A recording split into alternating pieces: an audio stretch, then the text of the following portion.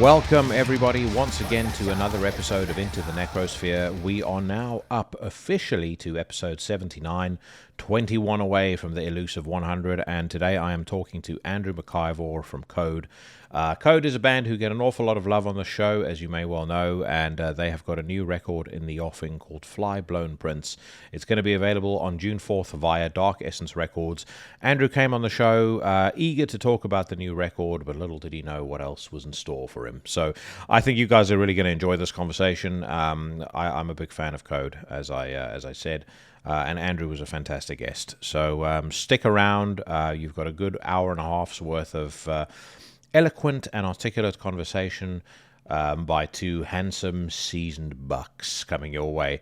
Also, thank you very much to everybody who supported and shared and did all of those good things with the Pig Destroyer episode of last week.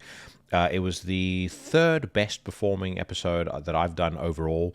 And I saw a real spike in subscriber numbers and numbers on social media as well. So, hugely appreciate that. A reminder that if you are new to the podcast, I post new episodes every Tuesday. I will never, ever ask you for Patreon donations, but if you do want to show your love and support, then the best way to do so is to subscribe wherever it is that you check out the podcast on. Like, comment, share, all of those good things, and then also follow me on social media. So the show is available on Instagram and Facebook at Into the Necrosphere, and on Twitter I'm at iNecrosphere.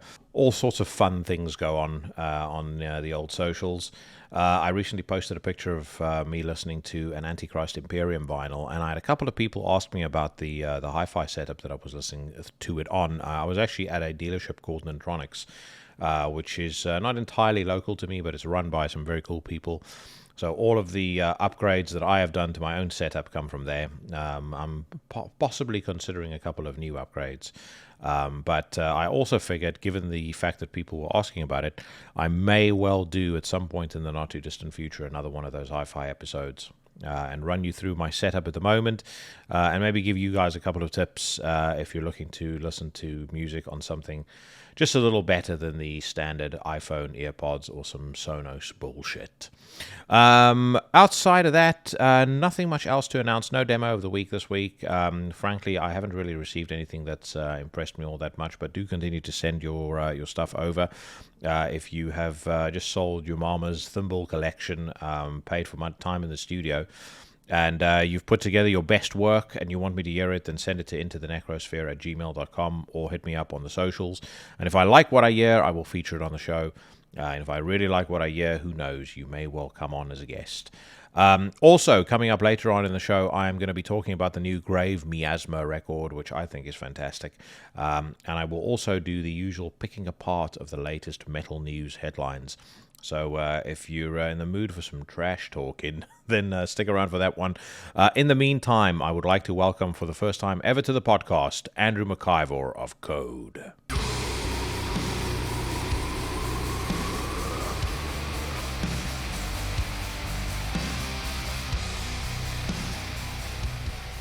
So I don't actually, I'm not 100% sure if you'll remember this. You probably won't, but we've actually met before, and the last time that we spoke to each other was 2005 at Garlic and Shots, when it was right around the time that Nouveau Gloaming was coming out, and I interviewed you for Chronicles of Chaos. And I mean, Garlic and Shots, you'll remember. But yeah, I've kind of kept an eye on things ever since. And when I heard the new music, it kind of got me back into, listening to some of the older Code records. I did a post on the Into the Necrosphere Instagram page, and got a great response for it. And I was like, "Fuck, man, I have to remember who it was who I met and what's them, and reach out to them and see if they're up for coming on the show." But we did a pretty fun interview. And I kind of remember little bits of it. I think we probably had a couple of blood shots in between as well. So was that myself probably... and Matt? Yes, it was. Yeah, I do. Right. Yeah. Yeah. Oh, that's a funny. It's a small world, isn't it? My It's goodness. a My it's a goodness. very small world, but I mean, a lot has changed since then. You've moved some 10,000 plus miles away Yeah. from old Bly. So, what brought that on? Oh, simple as a Kiwi wife. That's as simple as it gets. We've been together for it's over 20 years now, and we always thought we'd move down here at some point. And yeah, about 5 years ago, it seemed like the right time to do it. So yeah, here we are, giving it a go. You know what I mean? So yeah, How are you finding it in comparison to the mean streets of? I think you were based in Farnham, right? yeah. Yeah, it's rough in Farnham. Yeah, yeah. It's well, I think the pace of life, and joking aside, is different down here. It's a bit more relaxed. Yeah, there's not as much going on, if you know what I mean. So there isn't the tension of Europe being nearby and everything that goes with that. And there's good and bad things about that, of course. And yeah, being so far away from things does mean you really miss the hops over to Europe to see different places really easily and all that sort of thing. Whereas here, the nearest places you can go to really is Australia, and I haven't done that yet, or the Pacific Islands. And once you've done that, you might as well start going somewhere further afield. You know what I mean? So I do try to go back home every year to do something or other band related and see family and stuff. But of course, that's been tough the last year and a half. So Yeah. yeah, So definitely when takes last pace did of life you away. have you seen your family and things like that? It was I was meant to go back in October, just gone, because it was my parents' wedding anniversary, and of course that didn't happen. So it's probably about a year and a half now. Actually, no, it was around. It must have been Christmas time, because that was when we did the Christmas Gone, the one a year and a half ago. Because that's when we recorded the drums for the new album when we were all together down there. So the idea every time I go back is to do something band related. To keep things moving, keep things interesting, and all that sort of thing. And so we did the drums, and then of course soon after that, well, everything fell apart, and everything's been remote since, really. Yeah. How have you experienced it in New Zealand? Because you get conflicting reports. It seemed like New Zealand had it well under control. Then it seemed to flare up a little bit, and lockdown was back on. But generally speaking, how much has your life been impacted by the last Um, 15 odd months? yeah, the lockdown was short and sharp at the beginning, so they took it a lot more militantly, I would say. And I guess, I mean, it's probably easy to do that in an economy which is as small as and a population that's as small as this, and it's an island, so it's much easier to shut borders and all that sort of thing. So there was a full-on lockdown right at the beginning, where lots of other countries were sort of seeing how it went. And then ever since then, the country's taken this approach of completely eliminating it. So the second there's a case or two in the community, then we're back in lockdown. So it's a completely Mm, different situation to pretty much anywhere else in the world. It is, apart from in the the hotel borders, and where quarantine and international travel places, there's nothing in the community at all. So everyday life, there's no change at the moment, although there's a lot more working from home generally, because people got kind of realize that you can do that. But the big thing that's changed is you can't go anywhere. So traveling anywhere other than in the country is very, very difficult. mm. I mean, there's lots to see in New Zealand, though. I've never been. I've got two cousins that live there. I've got a best friend who's about to move to Australia, so I expect that I'll be making it out there at some point. Once we can all travel freely again. But there's from everything that I've seen, you kind of have quite a bit on your doorstep in New Zealand, which is good. Yeah, definitely. It's a really, really varied and nice place to live, I have to say. It's very we live in the ranges just outside of Auckland, and it's really, we're 40 minutes from the city centre, but it's very quiet here. and then just the South Island's got the big mountains, and there's everything in between, and all sorts of things to see. So it's a very, very beautiful place to live, and very nice people as well. And so I mean, there's lot worse places to live, definitely. The important question, obviously, is: have you become an All Blacks fan yet? Have you embraced the your adopted country's favorite sport? Absolutely not. No, I've embraced Really? the sport because I'm always going to support England. I can't change that. And if England are playing, then it's Scotland because I'm half Scottish. And but of course, if the All Blacks are playing if the All Blacks are playing Australia, of course I'm supporting the All Blacks, definitely. So there's a pecking order, and Australia's at the bottom below the All Blacks. So yeah. But it's nice to be here, and I've seen them play a couple of times, and it's an amazing team to watch. You know what I mean? So yeah. It's I think the impression I get is that their embrace of rugby is very similar to the South African embrace of rugby, which is it's basically religion and all other sports are secondary. And it's nuts when you're at one of those games and just how passionate and how crazy those fans can get. It's like I've never experienced anything like that before in my life. I think the interesting thing is when the All Blacks lose, the national papers, it's like a day of mourning afterwards. Yeah, it's really serious, and there's a lot of glum faces around the place. And being from England, I'm used to sporting disappointment, so it's a bit of a strange concept, really. So, Well, there was something that I'd read, and this was in the 2012 World Cup, where they were saying that, or 2011, sorry, they were saying that if when the All Blacks lose, they tend to have extra medical staff on standby because the amount of domestic abuse cases actually increase, which is just it's fucking insane to think about. I don't know if it gets quite that extreme in South Africa. I mean, I can definitely tell you when the Springboks lose in South Africa, people are pissed off. Like it will a weekend game will typically dictate the national mood on a Monday. There's no doubt about that. People will have a spring in their step when they get into the office if there's a Springbok win. If they lose, there's like people are really sort of have their shoulders hung. I think it's worse for them than if the nearest and dearest were in a car accident or something. Yeah, and the one more awkward thing than that is the rare time.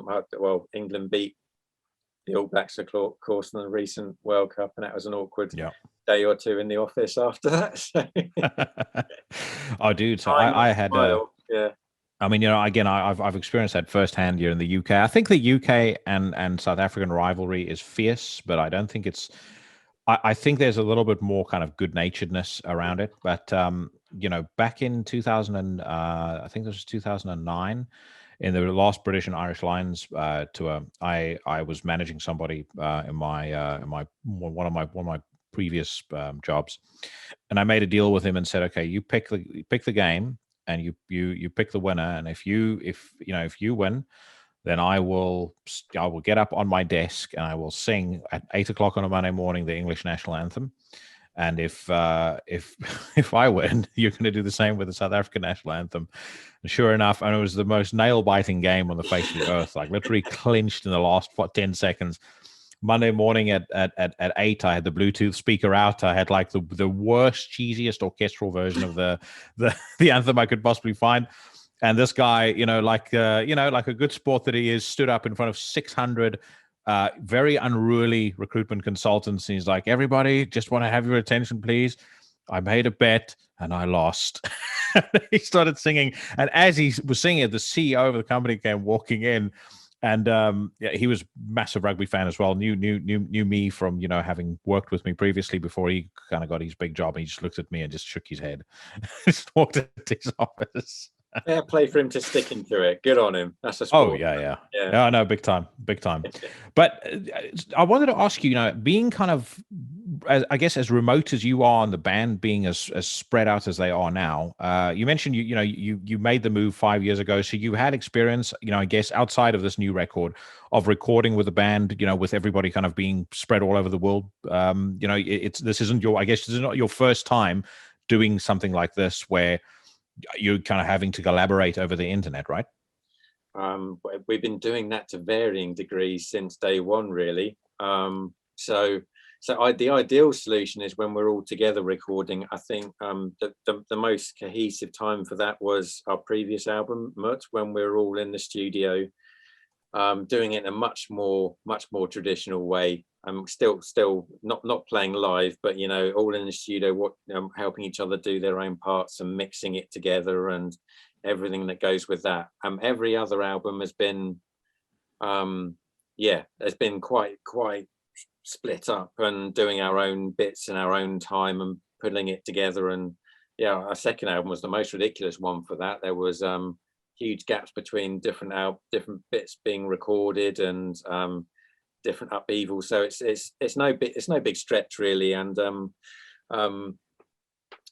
I've done a few albums in this way as well, where different elements have been recorded separately and it's all brought together recorded remotely and then pulled together. And it's I guess it doesn't make for the most organic of ways of working, but you have to work with the cards you've been dealt, really. And those times when we can all be together and have the right studio and budget and all those sort of things to enable that are quite few and far between, because having a budget to get everyone in the studio to record an album in one go is quite a luxury for bands, especially bands of this kind of size. You know what I mean? You have to spend your money wisely. And now people can record different parts separately, it's a cheaper way of doing it than taking studio time and all the studio time for tracking mistakes. And when you can do that at home and sort it out late, reamp it later and all that kind of stuff. So I've always tried to embrace that as much as I can as well, because when you got limited budgets, you spend it the best way you can, and mainly that's on things like things you can't do on your own: drum recording, mixing, obviously, and mastering. So So it's interesting, at this, I guess, sort of remote collaboration. It has definitely led to some very, very interesting partnerships. A couple of that come to mind for me is, my friends in Omega Infinity, who've put out a phenomenal record. I'm pretty confident the second one is going to be killer as well. Obviously you guys are doing it, and as you say, you've done it for a lengthy period of time. There's the guys in Antichrist Imperium, who are sort of spread across Australia and the UK. Is there, with those options kind of being open now, and potentially sort of a whole new world of possibility, is there anyone in particular that you have on your wish list who you would want to collaborate with, or work with down the line? I don't know. I've never thought about thinking of someone ideal to work with. It's usually quite a few projects I've been involved with. It just happens to be who comes to mind, or you think we're best for the job at any particular moment in time. And over the years got in touch with a lot of different people. So for example, a black metal project I do called Bloodfile, I've worked with the main guy with that band for ages, and although we've do a lot of our stuff separately, there's old contacts that I got in touch with for the drums in that case. So a Dutch guy called Taras who's in Israel, and guys like that. I've known him for a long time, so it's obvious to ask him to do the last one. So and then working exactly the same way, sending files over, getting him to record his drum parts and sending it over. And it could be in Holland, it could be 10 miles down the road. It doesn't really matter too much, given this way of working, which I think I've grown more comfortable with over time. Anyway, really, I'm quite comfortable doing things in that way. Yeah, some for example, recording in a studio, that's guitar parts. Much more comfortable doing that in my own time and making my own mistakes and getting it right, rather than having someone looking at you and your hands not moving in the way you want it to and all that sort of thing. So yeah, I'm kind of terrible for getting into a comfort zone and sticking to it, but that's what I've done, really. So how much of a recording setup do you have at home? Well, I've tried to do, I think what kicked that off was after our first album. I realized that a sensible way of doing things would be for me to get my own recording set up so I could record guitars at a decent quality and spend my time doing it and making sure it's right. So we're not using that time. And I thought, with the money I could spend with the band in the studio, I could buy, a decent amp for recording setup at home, a Pro Tools setup and do a lot of learning and do it myself. And I've kind of stuck that way from then on, really. So I've got I've got Pro Tools at home. I've got universal audio interface and amps and all that kind of stuff. So I can record anything here, really, as long as it's just a couple of tracks. So any of my own stuff, acoustic stuff, electric guitars, I can do all that kind of stuff. I'm not geared up to record drums or anything like that, but yeah, it's a lot cheaper than it was. So and I'm there's a lot of people that do similar things to the way I do it as well. So yeah. And the thing that I see that it's becoming, there's been bands I've known of that have done this, since way back. I know before Exodus signed with Nuclear Blast, for example, they had an album recorded and ready to go, and they kind of shopped it around. But it is interesting to me. I kind of see more and more bands doing it now, where they record the album and then they go to labels and they say, we've got an album done and dusted. Everything is mixed and mastered. We want to sign with you. I guess it changes kind of the shape of the conversations that you have with labels as well, right? It can do, but with Code, I desperately don't want to do the mixing and that side of thing myself. So, and that's where a lot of the money ends up getting spent on recording budgets these days. So it's drums and mixing are the two things that I don't think I can get away with using the money to spend on that sort of thing. So I can do with some of my projects I do the mixing, but for Code I don't think I'd like to. So but I can create demos of a decent enough quality to at least show people what it's going to sound like pretty accurately, with the rough edges and all that sort of thing. So yeah, the ability to make demos of at least a decent enough quality is definitely something I've been working on for quite a long time. And other projects I'm more happy to do the mixing with as well, because I think I'm okay. I do an okay job of what I want to achieve with that kind of with the different music we do. But for Code, I've always wanted to try and keep that let someone else, some fresh ears with it, deal with it and have a proper listen to it objectively. And I know my limitations as well. So yeah. I was going to ask you, I mean, why the decision to step away from it? But I guess, one, it Code's music tends to be so multi-layered and multifaceted. There's so many variables, I guess, to keep in mind when you are mixing, that you really do need someone who's exceptionally good at that. But then you just mentioned something interesting as well, having somebody with fresh ears kind of listen to it.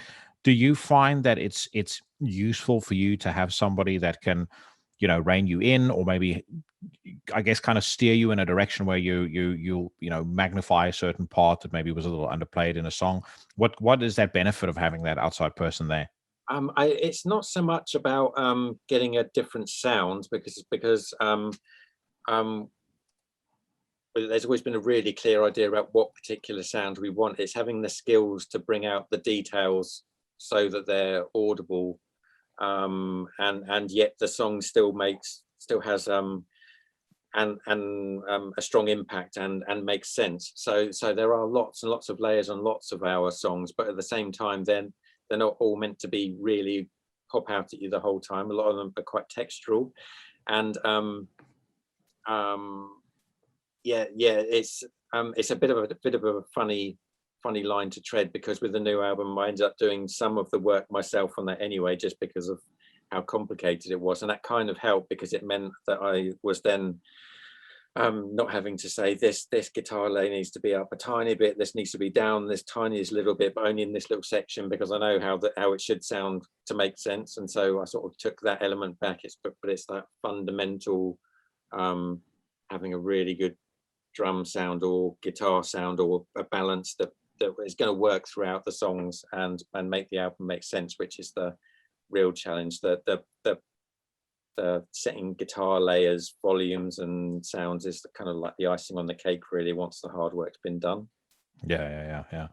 I want to talk to you a bit about the Flyblown King, because so what's been interesting for me listening to the two pre-release tracks, so the Rat King and the Mad White Hair, it sounds definitely a return to kind of that more gritty sound, still maintaining some of the progressive elements and some of the avant-garde stuff that you guys were known for, but it's definitely, I think you've said it as well in the press release, it's kind of some of the darkest and more metallic work that you've done, particularly considering the direction the band's gone in recently.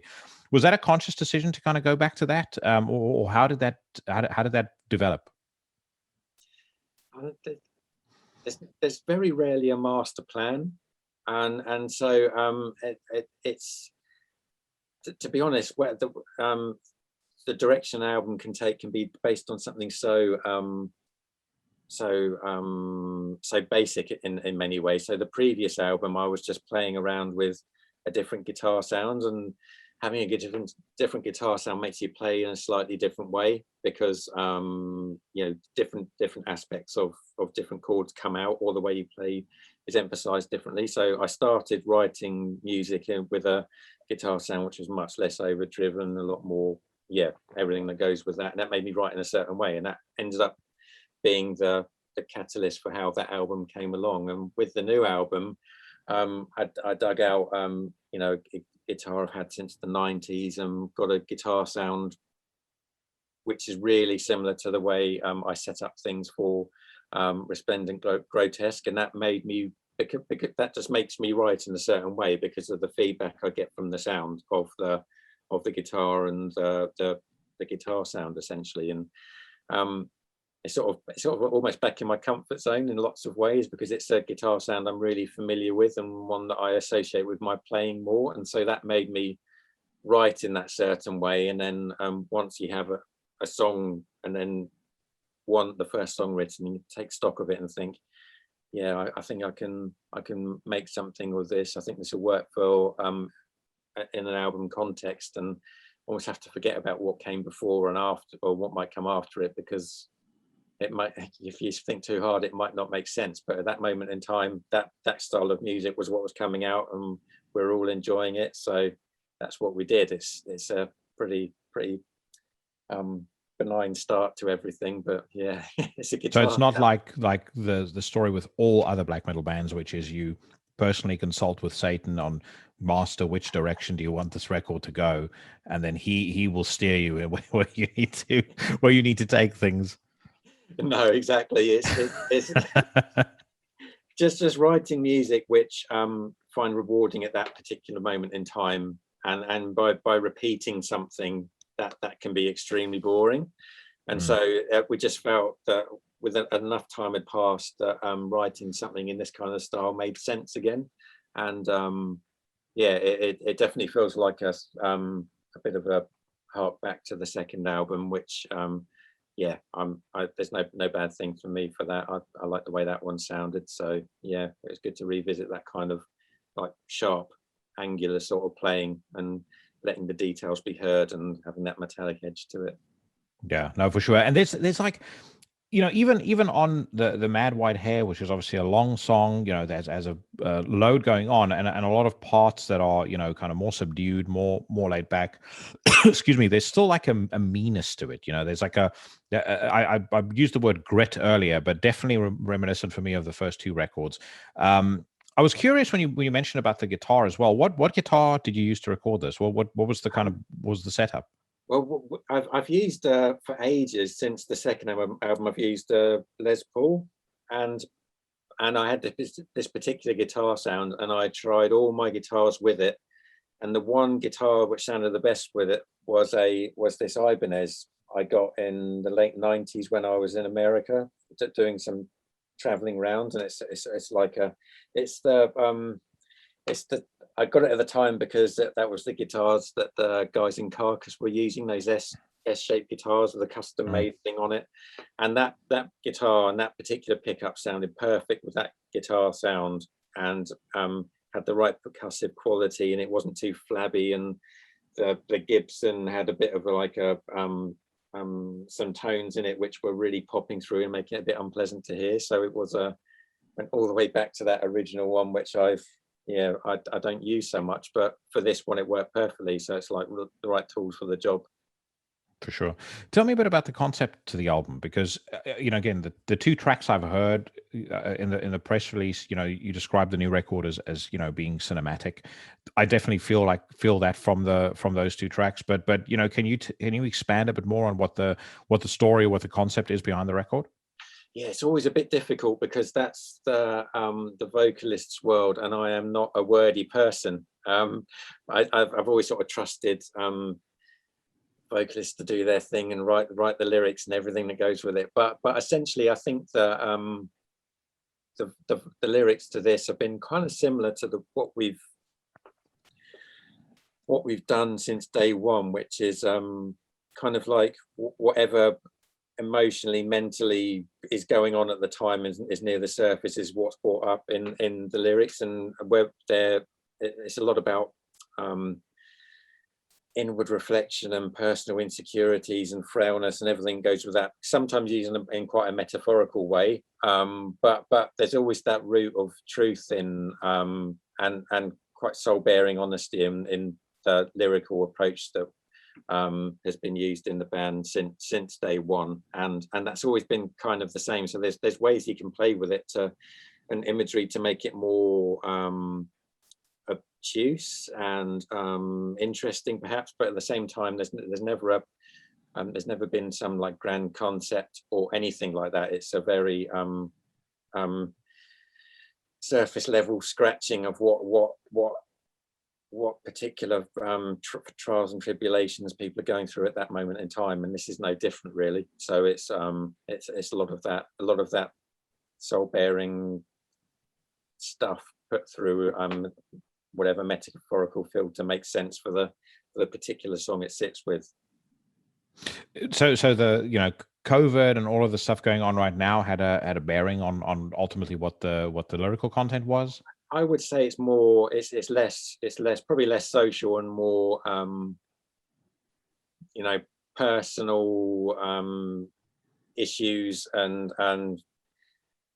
struggling with mental health and all that kind of stuff that goes with it. So I think it's a lot more inward looking Yeah. than anything COVID related. So and since day one we've always had those sort of issues to delve into.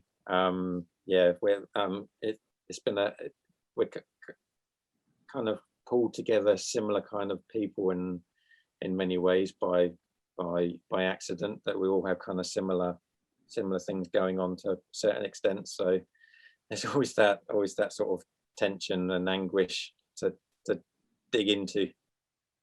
You've been the one constant in the band, since it got started, and I know, it effectively started out as a seasonal code, I think it was, that obviously then evolved into code.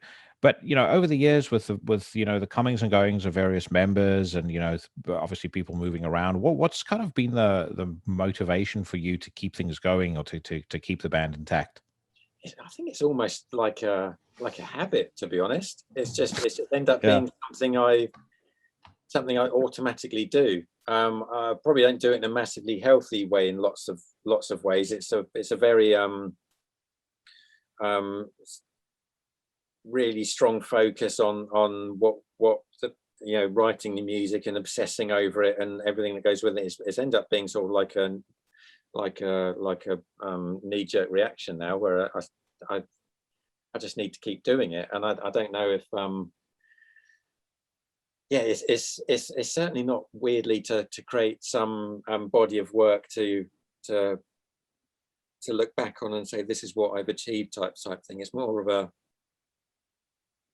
it's almost like a weird vocation, which this doesn't pay well, but I just keep on doing it. I can't understand why, really. You feel like it's your calling in life.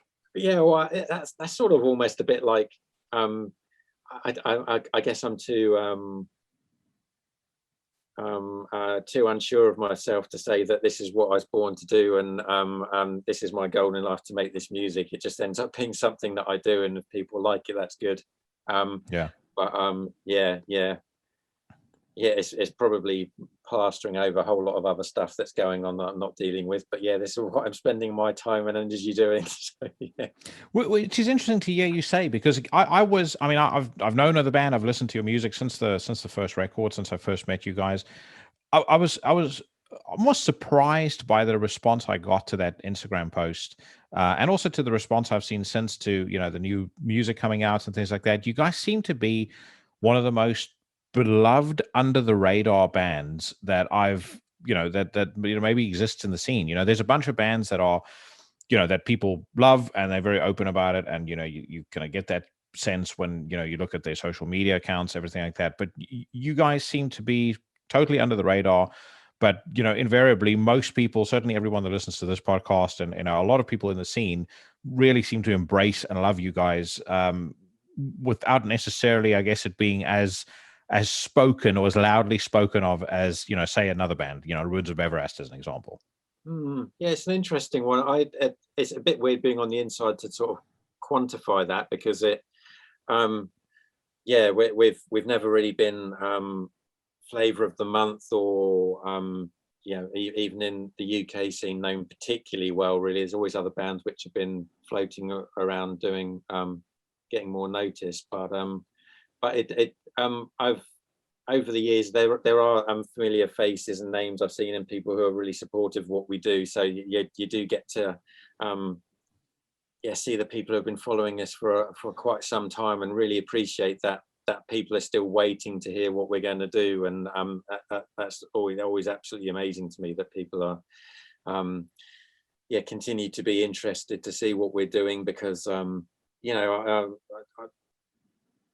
our releases have been quite varied, and it must be, as someone to listen, someone who listens to the music, must be quite a challenge to sort of keep grabbing hold of it, because it's quite difficult, quite varied. But yeah, for people to like it, it's really, really good to know, really. And and also there's so many bands out there, and with the internet being the way it is, and that instant gratification, everything that goes with that, it's you're never going to compete. So you just end up doing what you think is right, and hopefully people will latch onto it. So yeah, it's nice to hear that, certainly. So you're always quite easy to be self-deprecating about these things, really. But it's nice to hear. Do you ever listen back to your back catalog at all? I know you were talking earlier about not necessarily doing code to have this grand body of work, but do you? I guess, do you listen back? Do you reflect on what you've done so far? And I guess the follow-on question to that would be, what does it mean to you now in 2021? Given the fact that you've been at this for over 2 decades. Really rarely listen back to old music that we've made, to be honest. I'm really proud of it, and nice to know it's there. But if I'm going to sit down and listen to something at home, it's probably not going to be something that I've made, because I've spent so much time and energy listening or making it, that the rewards getting out of it are kind of diminishing, really. I've got no objectivity to it. So but I think listening every so often, if I'm out and about and it comes up on my iPod, I might listen to it and think, oh yeah, that worked well in that particular moment in time. And so can sometimes grab hold of that spark that was there when we made it, and it brings back everything that goes along with it. So I think they're kind of, rather than listening back to them to be proud of the music we created, it sort of brings back a whole lot of memories about what was happening at that particular moment in time, all the who we were in contact with, who was in the band, everything that goes with that. So their own little time capsules, in a way. So listening to the first one, it's brings back all sorts of memories of being with that one. We recorded in Finland in the middle of winter, and in quite a really small town, nowhere near anything in particular. So we're kind of like hostages to ourselves in that weird way. It's kind of like some weird camping trip almost, you know what I mean? So it brings back all those all those specific memories. I think is the thing I get out of it more than anything. Like something out of The Ritual. Have you seen that? The Ritual. Yeah. It's about these. I think it's 5 friends that go off into the woods to basically have like a trek in honor of a friend of theirs who died, and then they come across these psychopaths, but like I've, not Satanists, but like I can't remember if they're cannibals or what their claim to fame is, but basically a bunch of weirdos in the woods. But very very cool. I've seen the. I think I've seen the advert, and I've been thinking about watching it, but never got around to it. It's worth seeing. The ending I don't think is as hard hitting as it should be. You know, like I like with those kinds of things. I like the villain to be more realistic, which is part of why I've always loved something like Texas Chainsaw Massacre so much, because it's there's like there's a grit and a realism to it. And I keep using that word today, but it's there's definitely like a realism to what you see in Texas Chainsaw Massacre, and that you can imagine yourself in that scenario. I think they could have done a little bit more to make the ending a bit more hard hitting, but it's a fun movie. The first 45 minutes where they're being where they're being stalked and they're being pestered in the woods is very very cool. Is that sort of lumped in with that whole folk horror genre in some loose way? Or it is, right? Yeah. Which I'm naturally interested in, but I've just never got around to watching that. So yeah, folk horror is all right to me. Again, I need something that's a little bit more. It has a bit more menace to it. I've spoken about Hereditary an awful lot on this podcast. For me, that was just brilliant. I love the idea of the neighbors and people that and you're surrounded by, being part of the satanic cult that's basically stalking you and preparing some grand invocation with you with you being or playing the center role. I like that. It's kind of like almost I feel like that's why Rosemary's Baby, even though it's years and years old, I think that's why it worked so well, is because the enemy is all around you, and I like that. I like that theme in horror, because I think it's more unnerving to me than some fantastic monster that might look horrible and scary, but at the end of the day, is even when I was a kid, you'll know it's just CGI. Yeah, I know it's sort of like, it's such a cliche, but the Wicker Man's such a perfect example of that. Yeah, it's such a no one's going to have gone through that really, but it's such a relatable situation, if you know what I mean. You can, when what you would do in that situation, and there's nothing fantastical about it. It's that realism I think is really interesting, and weirdly Texas Chainsaw Massacre kind of has that kind of same. It is gritty. It's like same gritty feel to it as well.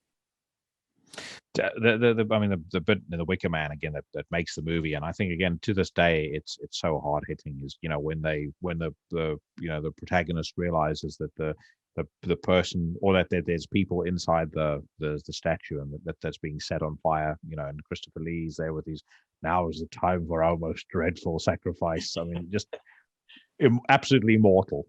It doesn't get any better. That's always going to be in my top 10 films of all time, that is. And of course the soundtrack is just unbelievable as well. Unbelievable. Yeah. I wanted to geek out for 1 second on something, and that is a code song that I have been, ever since I heard it, obsessed with. I mean, this is for many years now. But you mentioned, memories and things like that you had. I was curious to know whether you had any memories about this particular song. I Hold Your Light, off of Resplendent Grotesque. I played it on the show, I think an episode or 2 episodes ago, and I said it sounds to me like Aha doing a black metal song, and I meant that in a complimentary way, because I quite like Aha. But it's just such a fucking brilliant tune, and something that sounds so unique and so interesting.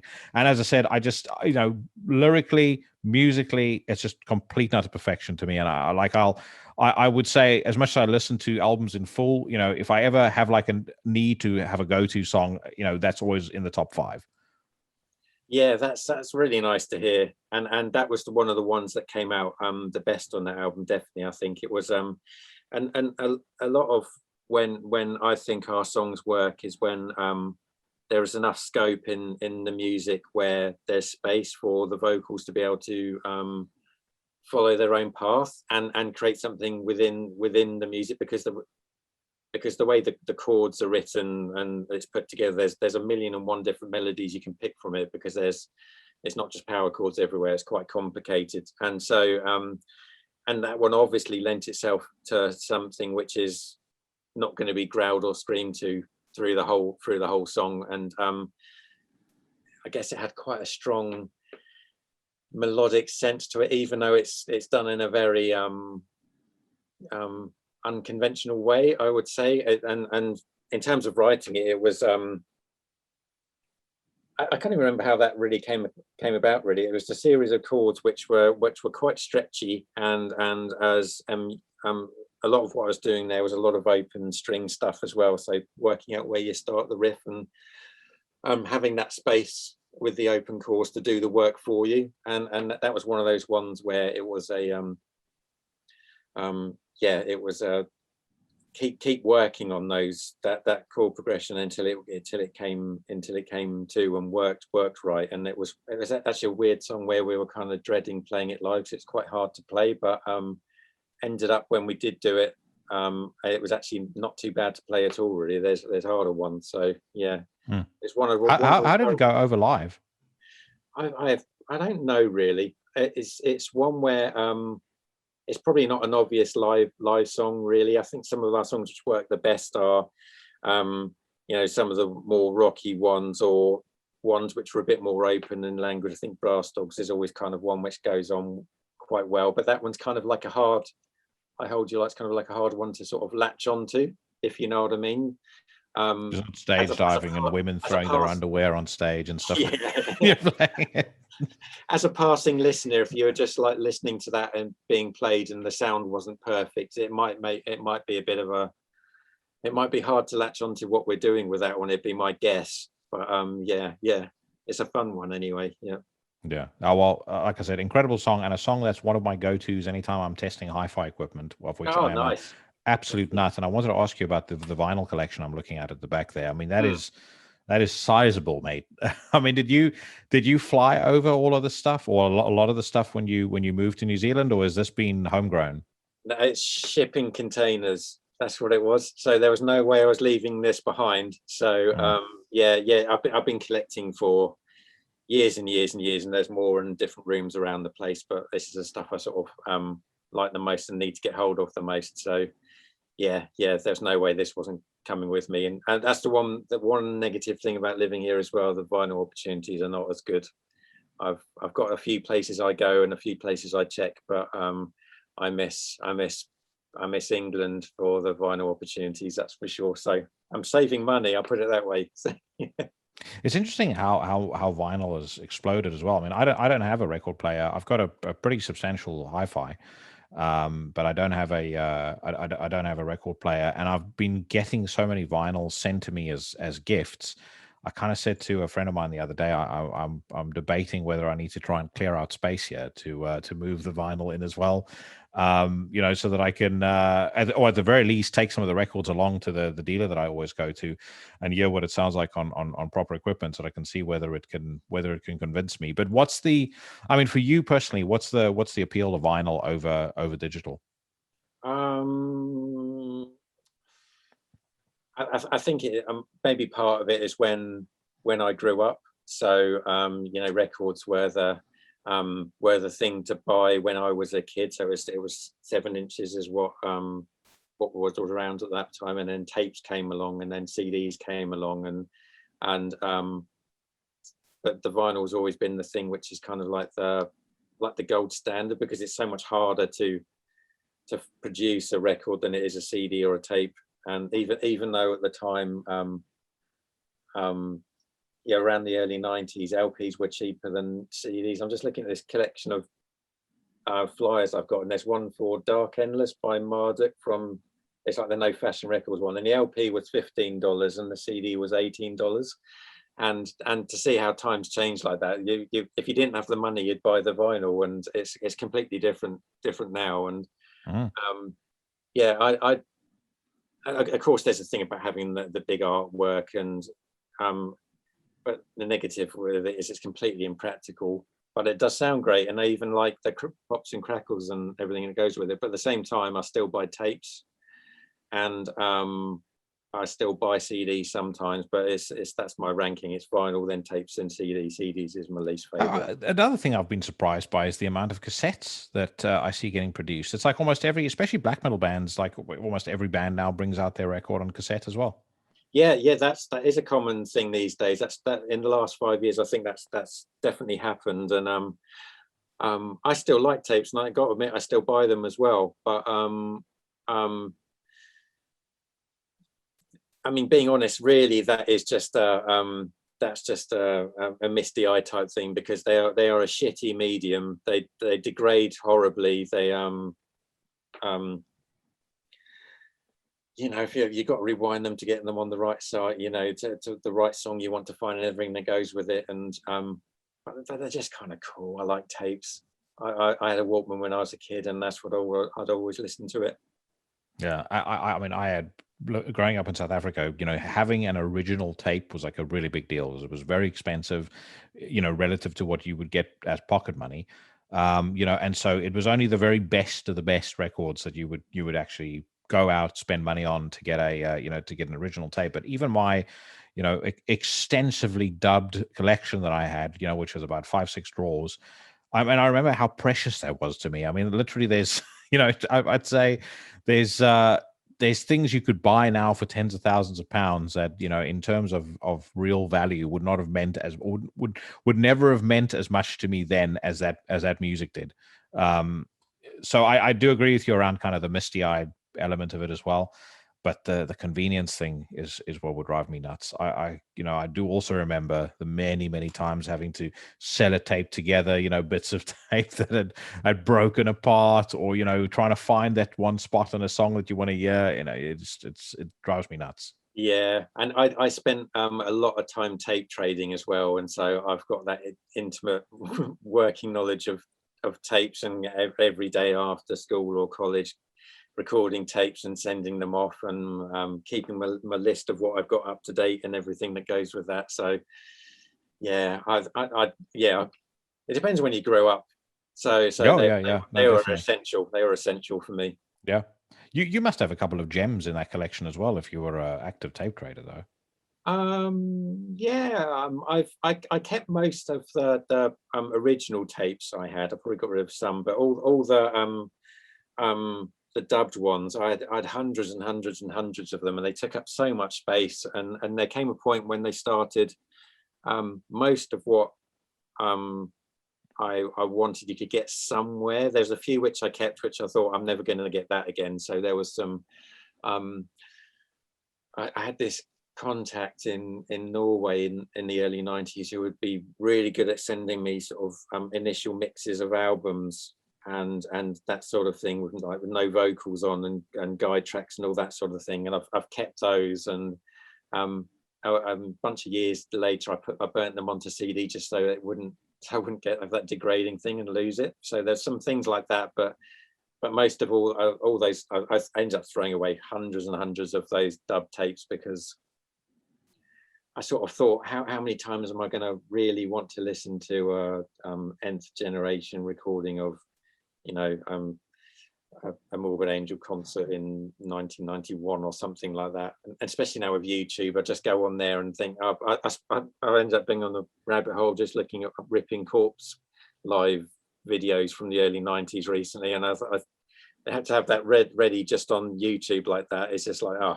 that's better than any tape. My goodness, that's great to see that. Yeah. Yeah, no, I mean, I go down that rabbit hole myself, and it's crazy how many like really rare things, you know, and stuff that when, you know, you and I were growing up, because I think if memory serves me correctly, I think you and I are about 4 years apart. But when we were growing up, you would literally give your fucking left testicle for half a live Ripping Corpse track, dubbed over 50 times onto video. It doesn't matter. You just need to kind of see the outline of Eric Rutan's hair to go, oh, this is incredible. And this is not only is incredible, it's also really rare. So I'm going to be able to swap it for a bunch of other really rare stuff as well.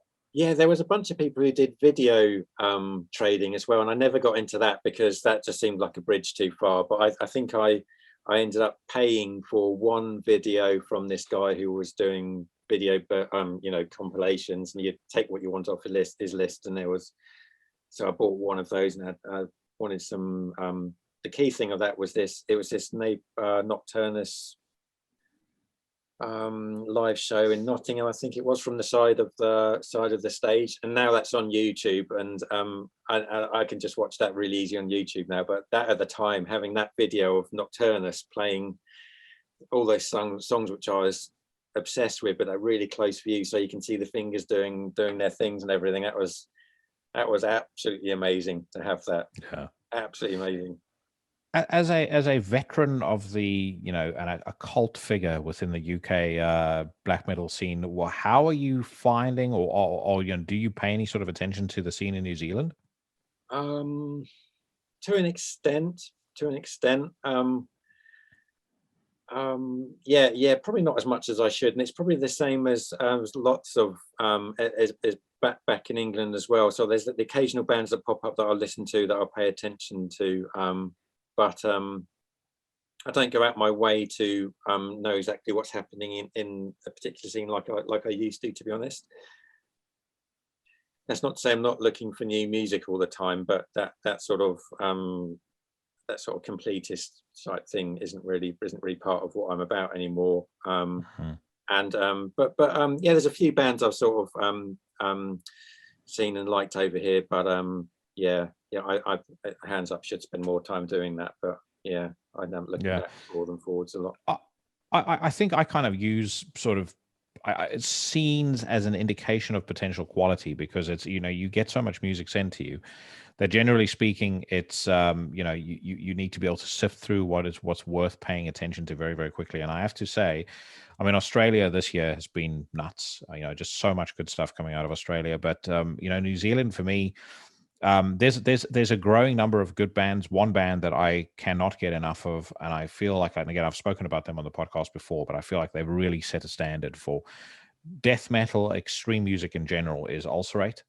Quite what has been put into their water, or whether the government is running some sort of experimental program to create perfect extreme music, I don't know, but it's fucking incredible. If you don't have it yet, be sure to check out Stare Into Death and Be Still. I think it's one of the most incredible albums of the last 10 years. I'll have to give that a go. I did hear an album of theirs, and yeah, it's incredible musicianship, way above anything I could do, that's for sure. It's another level. It's probably not the sort of thing I'd listen to personally too much, but yeah, I can't help but respect that, but for sure. Yeah, amazing musicians. Yeah. So what are you listening to at the moment, given the nigh on 7,000 vinyls that you've got stacked behind you at the moment? It's sort of whatever. It varies a lot, so it's not all metal stuff. So metal wise, I don't know what. One of the last things I listened to was Armageddon album, Swedish black metal band, their latest one. I enjoyed that quite a lot. And other than that, yeah, I listened to Scorpions the other day, the Taken by Force album. I love that one, absolutely amazing. And then Conflict as well, been digging them recently. And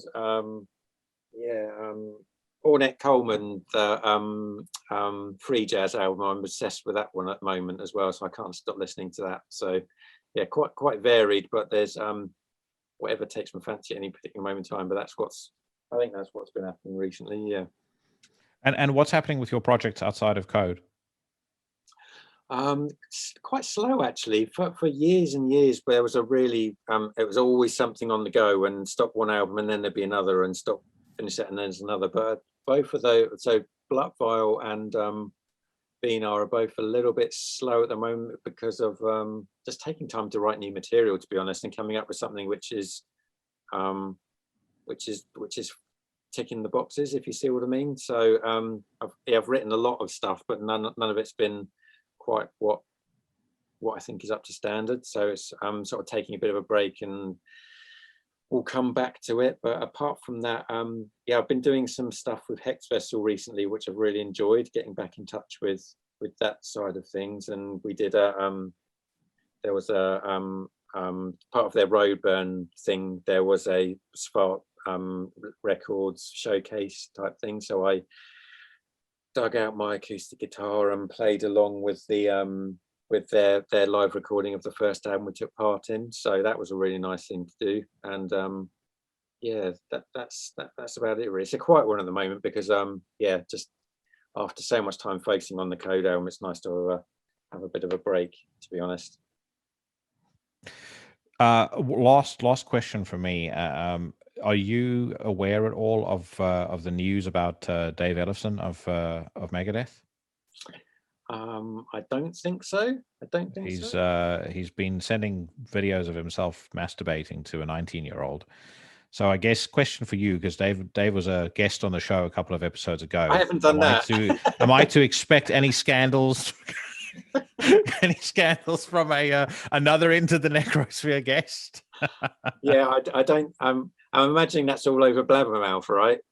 Oh yes. Well, Yeah. I don't. They've spoken of it. Obviously, so the girl was 19 years old. Naturally, immediately, people start throwing accusations of pedophile at him, which I think is a little disingenuous.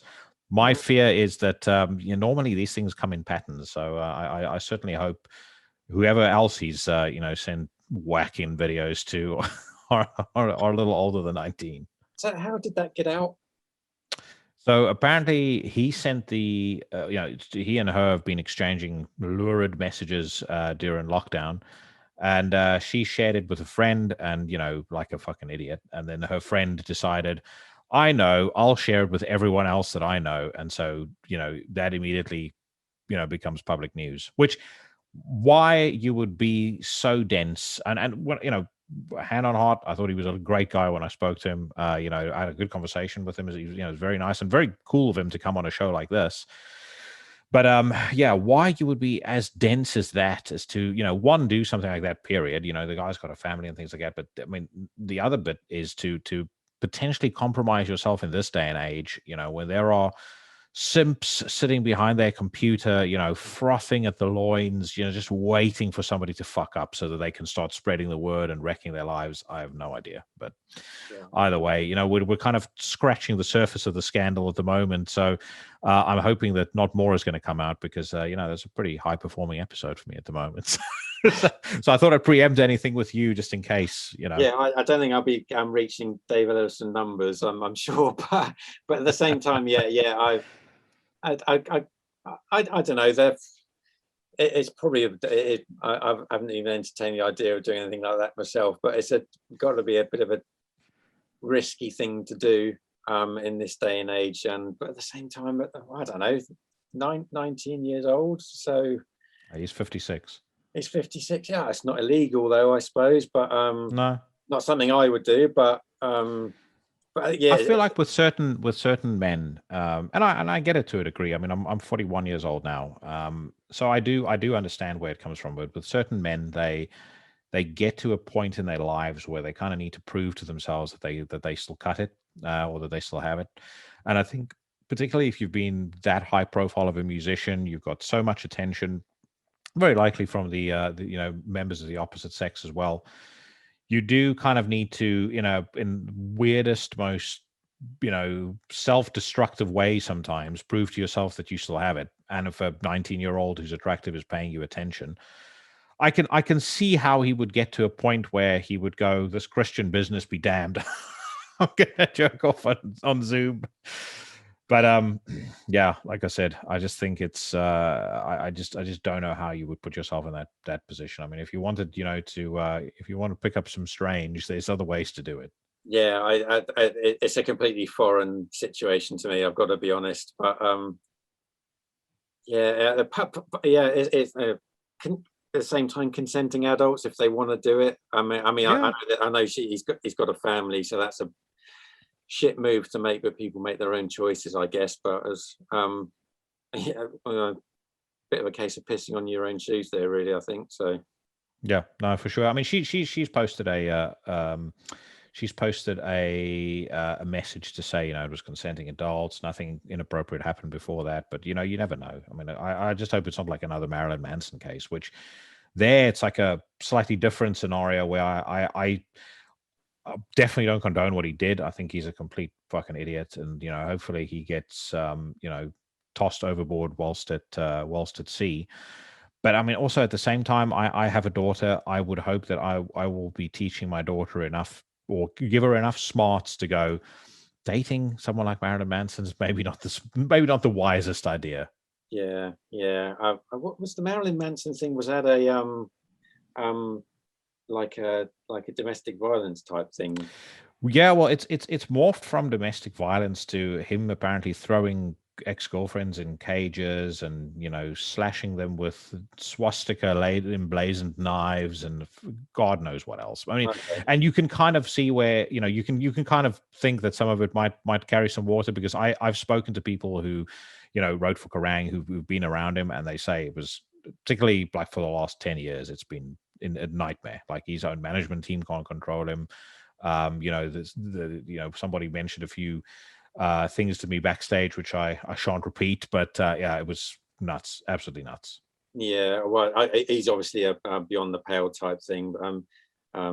Yeah, but I guess in the David Ellison side of things, it's a bit of a kind of like benefit of the doubt until proven otherwise. I think is kind of Yeah, a sensible way of doing things, but because I guess it's more and more in these days, it's easy to sling to people are out to ruin people's careers for just for the sake of doing it and for their own points, really. But so if that's all he's done, and he's been unfaithful to his wife, and there's these adult decisions to make, I kind of think, well, it's stupid, but that's your call, really. But if there's yeah. anything else, of course, it's a different story. But yeah, the Marilyn Manson thing, I don't know what to talk. I don't know what to tell you about that. My goodness, yeah.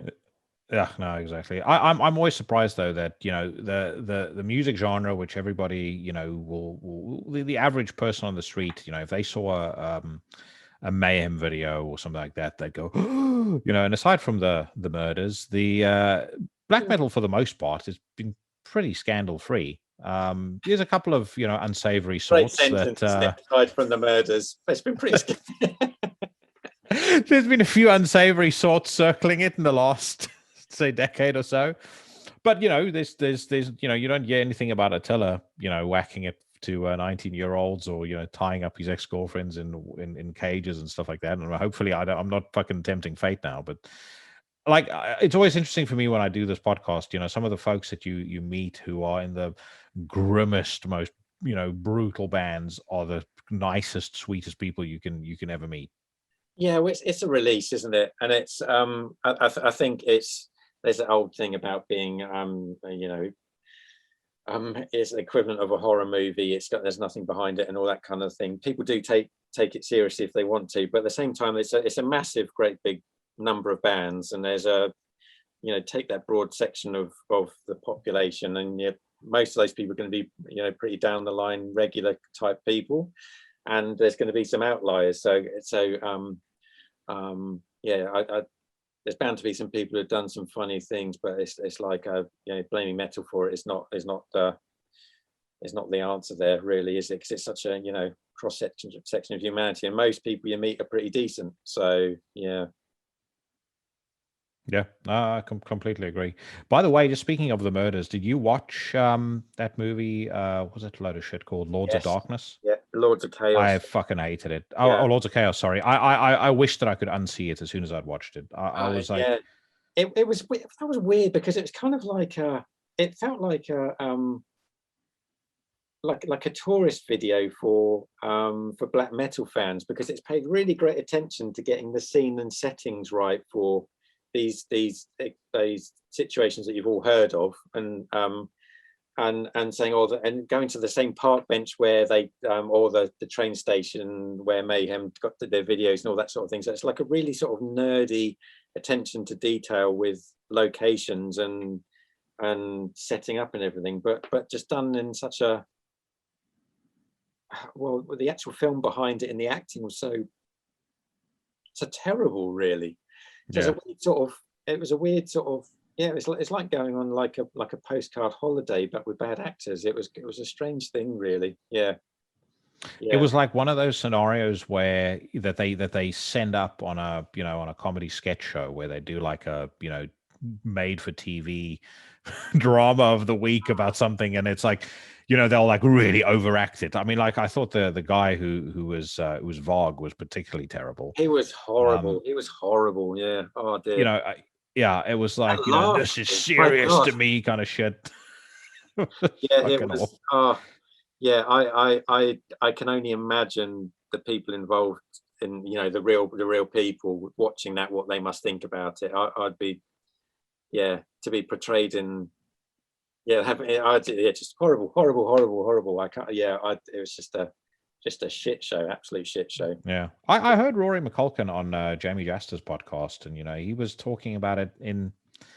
He also was talking about it in this really Hollywood way, which frankly doesn't sit right with me. I kind of always I never really wanted to. I don't want the mystery lifted off any of that, because for me, in a way, that's how it should stay, and that's kind of what made that scene special. And yes, there are horrible things that happened in that time, but it's kind of confined to that time, and I kind of wanted to stay there. But he almost talked about it in this sort of, I don't know if the right word is cutesy, but he was like, oh, I just so wish I could meet Euronymous. He seems like such a sweet, nice guy. It's like, oh, come on. I don't want to hear that. I mean, the only guy who had anything anything remotely entertaining to say about it was Varg himself before YouTube kicked him off. I mean, he railed against it, called it propaganda and various other nonsense. So Yeah. as you'd expect. Yeah, it is funny because you do, although listening to that music at the time and reading about it in Kerrang and getting letters about what was happening, it sort of felt like you were in on this little world that was occurring that no one else knew about. And although it's got nothing to do with me as an English bloke across the North Sea, having nothing to do with it, it still felt like kind of like our story, if you know what I mean, in a weird way. And so just like when your favorite band gets popular, and then you sort of, when you're a kid, you think, I'm not sure if I can like them anymore. It's a bit sort of, they're ruining this thing which I held so dear and so special to me. Now people are going to look at it and get the wrong idea, because that's not what it was like when in the early 90s, when that was all special. And it wasn't childish, because these people were essentially the year or two older than me, so it's really serious. And they were they weren't just kids, adolescent kids, but they were, but to me they weren't. Yeah, I mean, it is insane to think about some of those guys being 16 and 17 years old when they composed the music that they did. Like in the Nightside Eclipse, I think Ishan was 17 or 18 years old, doing that at that age, and for it to be so influential, so many years later, I think it's just, many people have said it, and it's redundant probably repeating it here, but it's fucking astounding.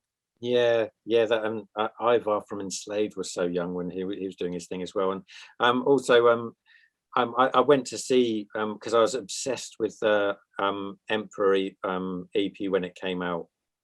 When that came out, I'd never heard anything like it. I thought it was the best thing ever. And when they came to play in London to do that show, I was so excited about it, and it was it was a great experience, everything I wanted it to be. And looking back, they were like a year older than me or something like that, and but to me it was like, oh my God, this is Emperor, these guys are incredible. And I was I don't know, what was I, 17-year-old watching a bunch of 18-year-olds play music, and it was some like life-changing experience type thing. It's adolescent points of view are different, aren't they? So yeah, well, it's also when you think about, because I'm very closely involved in, not involved, but I stay very close to the black metal scene. I don't go quite as deep into the underground as someone like Kelly T does, but I definitely know what's going on in most countries. I also sometimes, the sheer volume of music coming out and the sheer quality of a lot of it, I think to myself, it's like these few teenagers, social fucking reprobates out of Norway spawned all of this. It's just it's incredible for me to think that sometimes. Yeah, and it was a small number of people as well, and to have that much creativity and that much originality and creative spark in such a small community, whilst so busy competing with each other as well. It's it's kind of like a 1 in a million type epicenter type thing, really. Yeah, and in still listening to those albums now, they're amazing. They're absolutely amazing. And they sound rough around the edges now because of, and you sort of realize, oh, they were really young when they made it. Yeah, no wonder there's some rough edges, but you wouldn't change it. It's incredible. It's incredible. I'd say very few well-adjusted 40-year-olds write a song called Chainsaw Guts Fucks. Yeah, exactly. Speaking of which, though, I thought it was interesting to see. I think it's been interesting to see, I should say, how a lot of these folks have grown older and what they've done as they've kind of, as they've matured. I personally, we spoke about Emperor. I don't like the direction that Ishan's career has taken. I think his new music sucks. I just, for me, it's one thing to step away from the scene, but what and rightly or wrongly, what grates me is when people like him and Satter talk about how they going back to their black metal roots or this, that, and the other, and then they put out crap like Deep Calleth Upon Deep or that stupid fucking Telemark EP that Ishan did. But I saw Mayhem at the Incineration Fest 2 years ago, and good God, are they still fucking amazing. I mean, they still have that sense of danger around them. There's that sense of menace. And it was one of the few shows I've been to in a very, very long time that kind of recaptured that early, 2000s magic for me, when there's that anticipation that builds before the band comes on.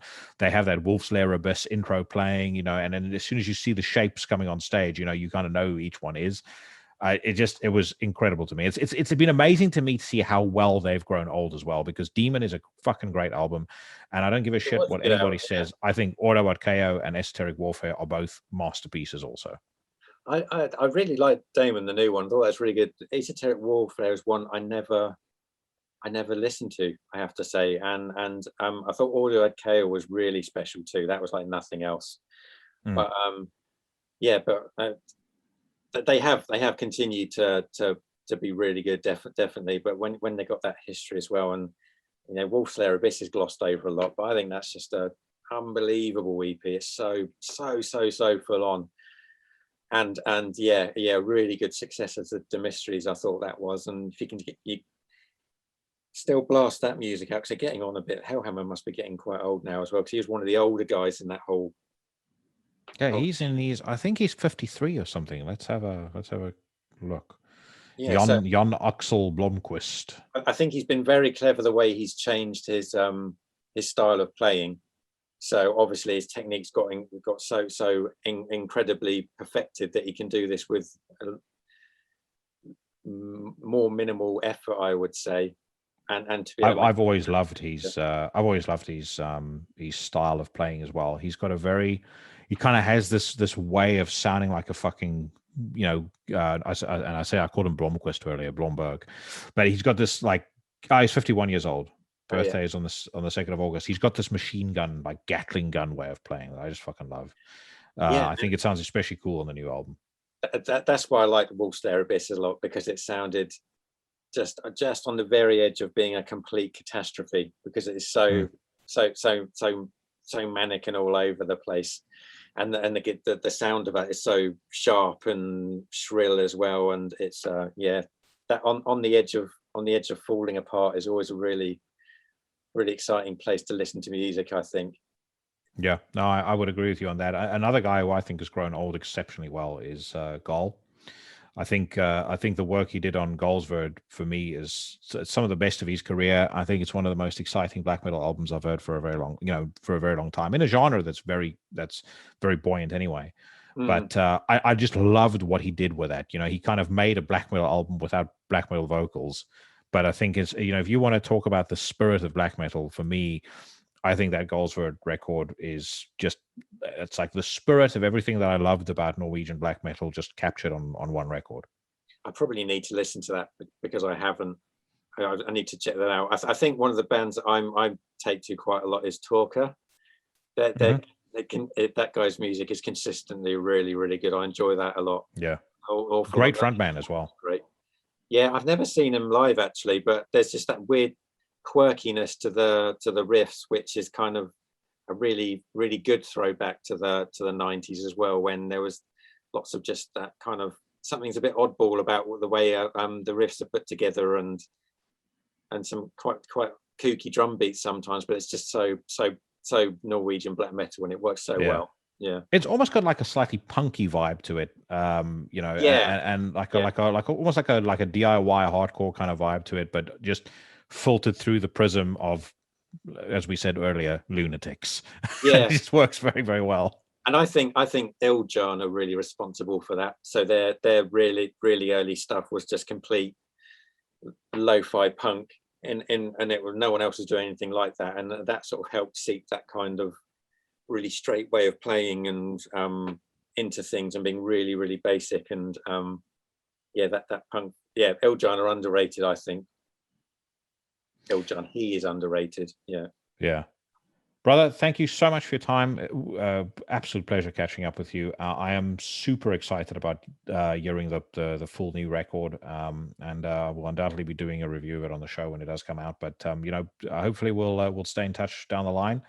And at some point when you're in London and Garlic and Shot still exists, we'll knock back a couple of Bloodshots.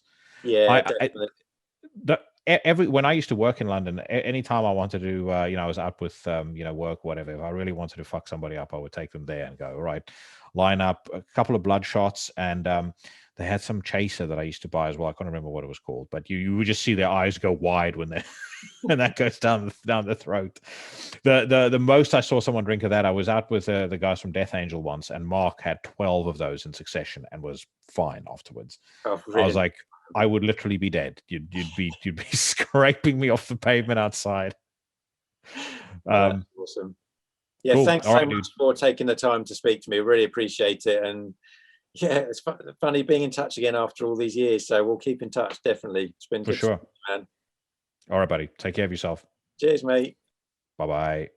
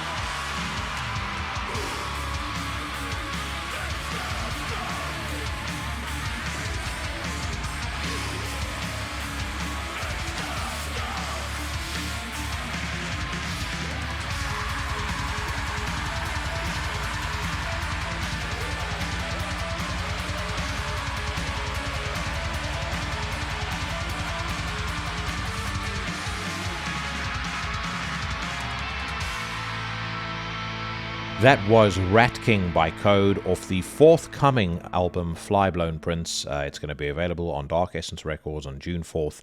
What an absolute pleasure having Andrew on the show. I hope that you all enjoyed that.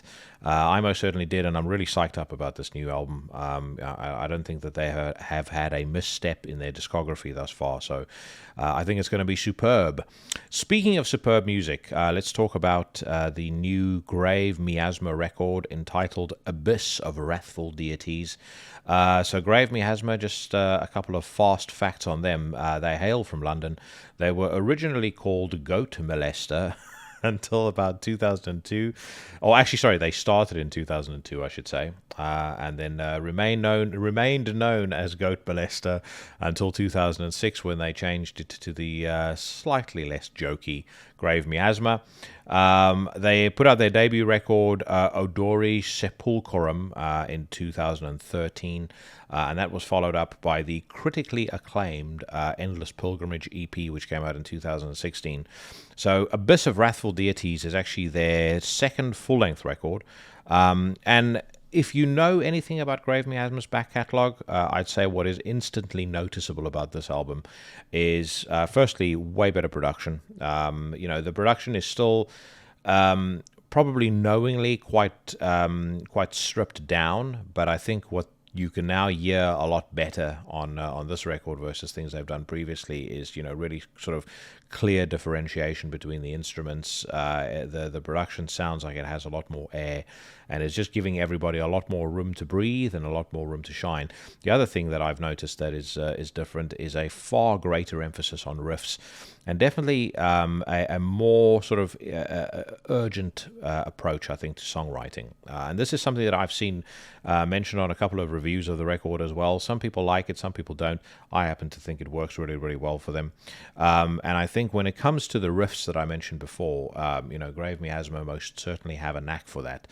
Although, if you don't know their music, I think that you may potentially be tempted at first listen to kind of write them off as as just another old school death metal revivalist group. They certainly indulge in that sound quite significantly.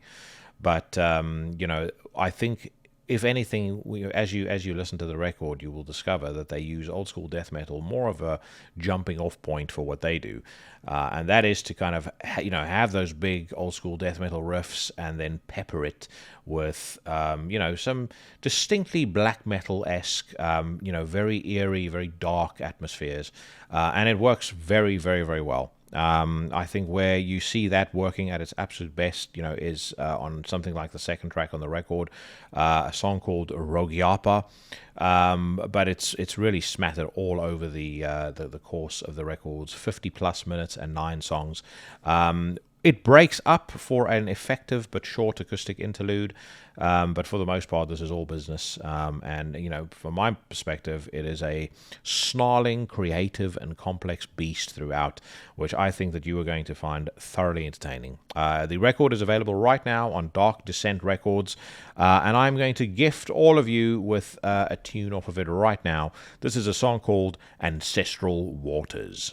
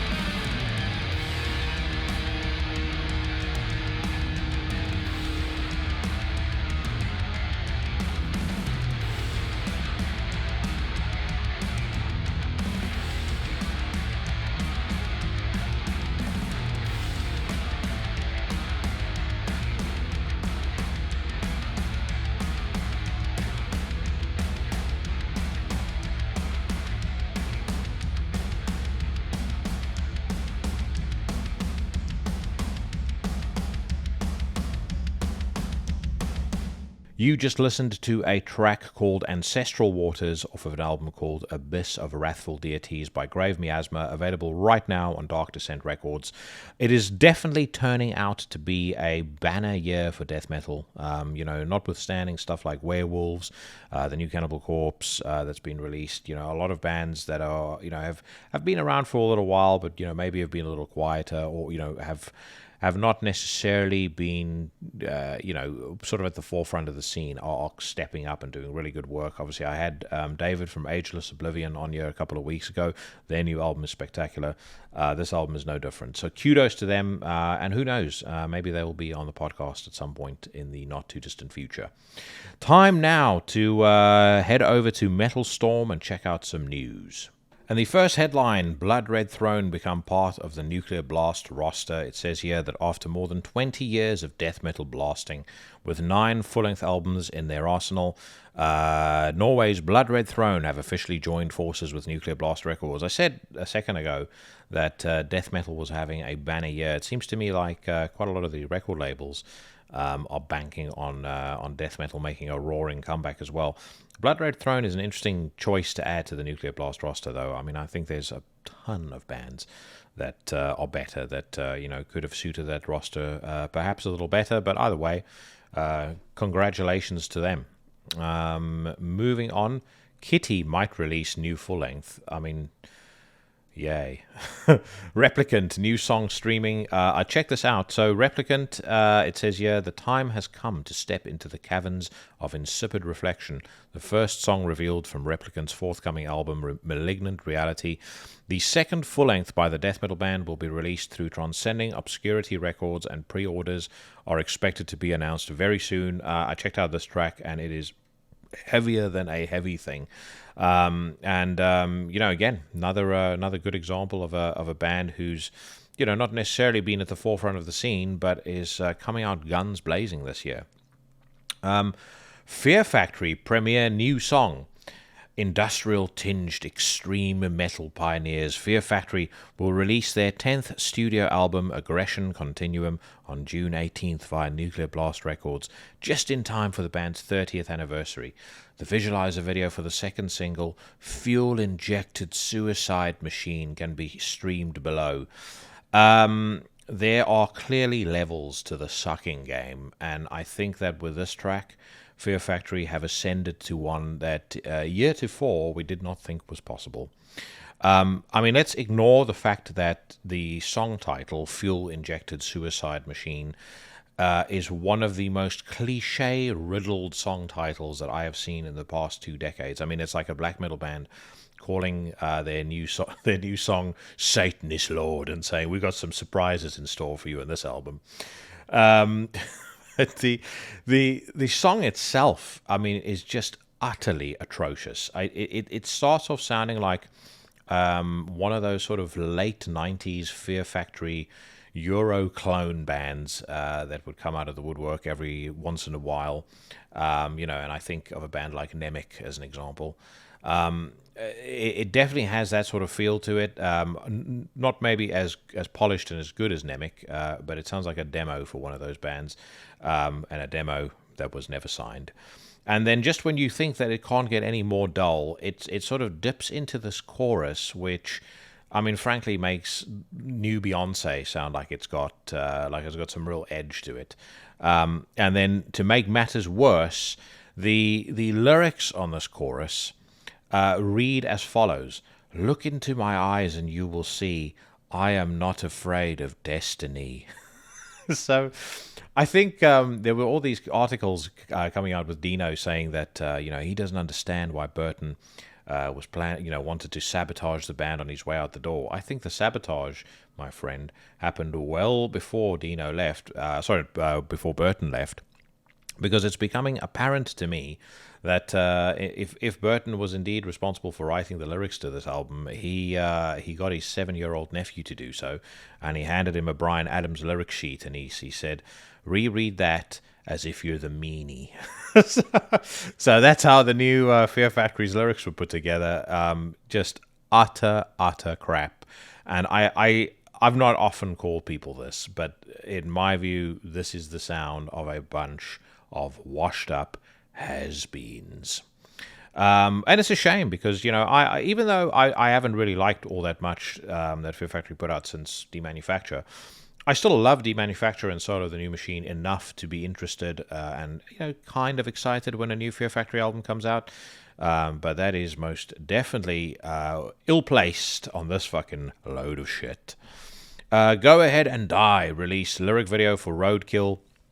Go Ahead and Die, of course, Max Cavalera's new band, featuring, I believe, his son. And what I heard of, I think the single that they put out previously was actually quite enjoyable. So I'll check out Roadkill. I haven't had a chance to do so yet.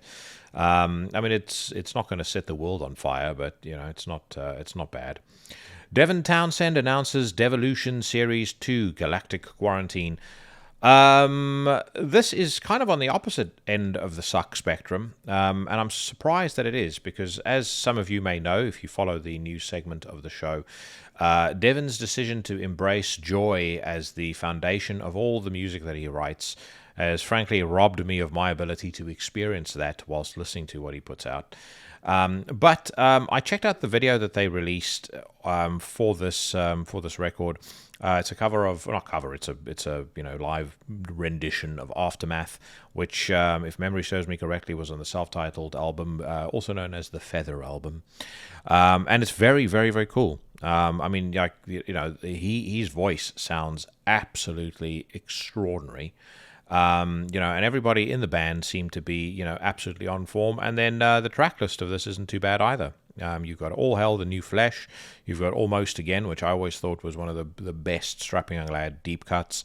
I mean, a bunch of other crap, but, Aftermath is very cool. And obviously Detox is absolutely fantastic. Yeah. You never know. I know I've said before that a band should, or musicians should, write the music that they feel inspired to write. So, when I do say that Devon's decision to embrace joy robbed me of mine, I mean, it's very clear that he's inspired to write what he's writing, and a lot of people love it. It's just not my thing.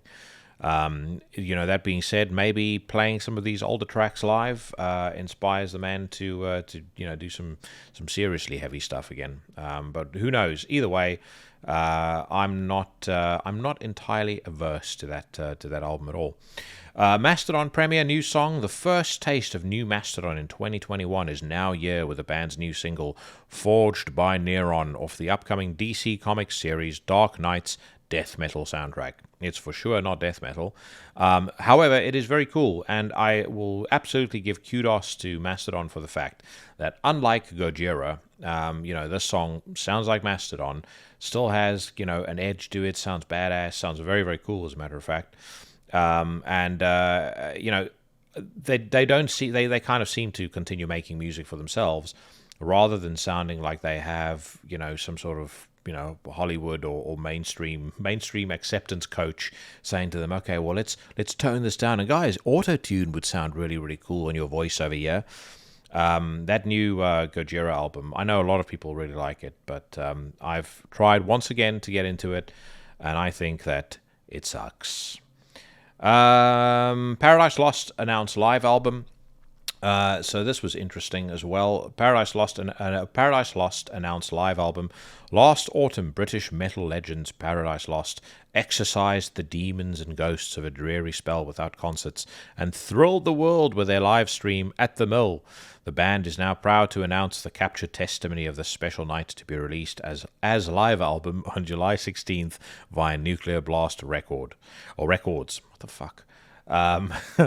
Anyways, the Mill, of course, I think was the site of their very first ever show that they played. So I think hence why they went back there, and they did a anniversary show there back in 2018, I think, which I was very keen to go to. But by the time that I made the decision to travel all the way there, they had already sold out of tickets. But either way, I watched the Darker Thoughts clip that they included with this release.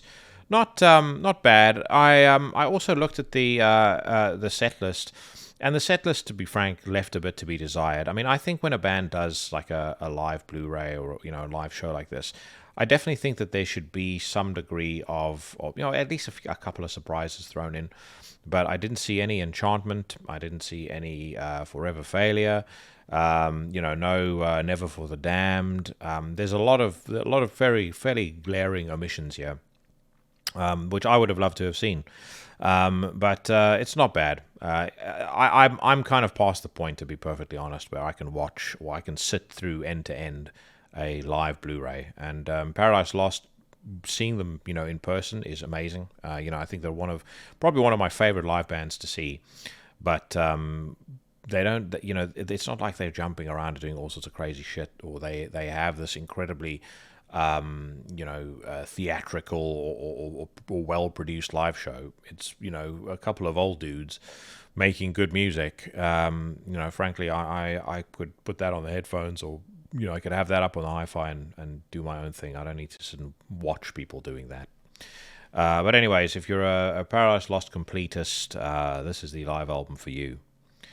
Cradle of Filth, new keyboardist joins. I think they're going to need an awful lot more than a new keyboardist to cease being shit.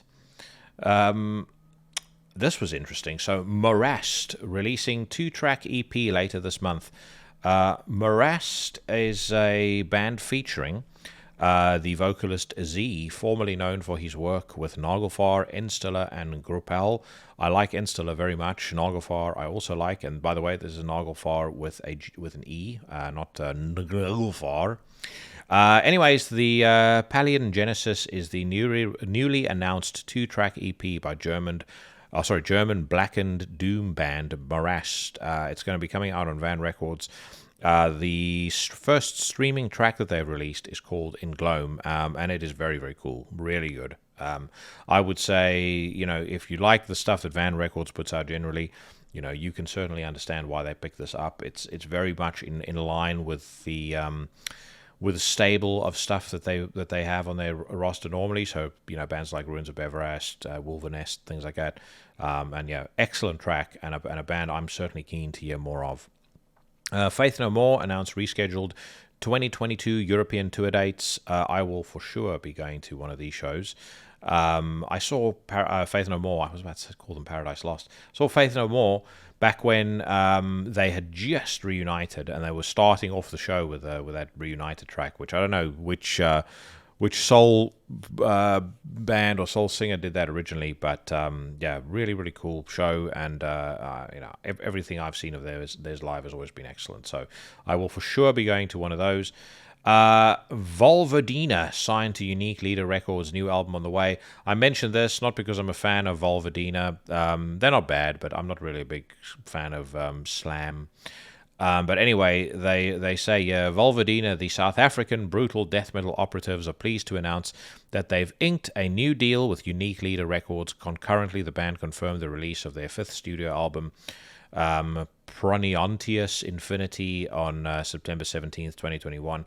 Like I said, not a fan of slam, but kudos to my countrymen for for this achievement, because again, it's not like other countries where there are bands being signed up by internationally recognized labels in mass. In South Africa, the scene still tends to be fairly fairly small, and to be perfectly honest, it's small because a lot of it is fucking shit. So good job on these guys for achieving this, and I'll definitely be interested to hear what the record sounds like.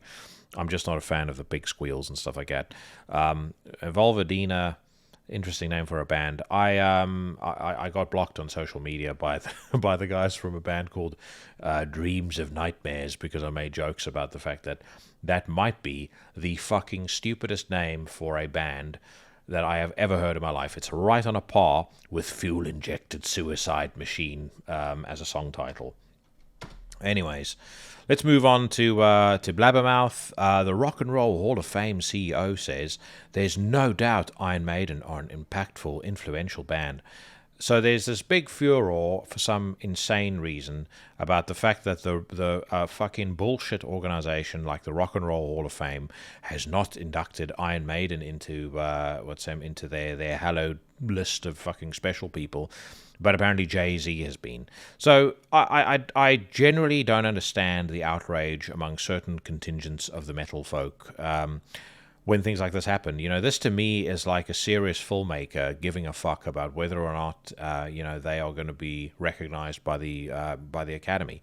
I think the Rock and Roll Hall of Fame, much like the Oscars, the Golden Globes, the Grammys, all of that trash is completely and utterly redundant, and frankly, to be recognized by them is more of a hindrance of me liking the band than anything else. So fuck the Rock and Roll Hall of Fame.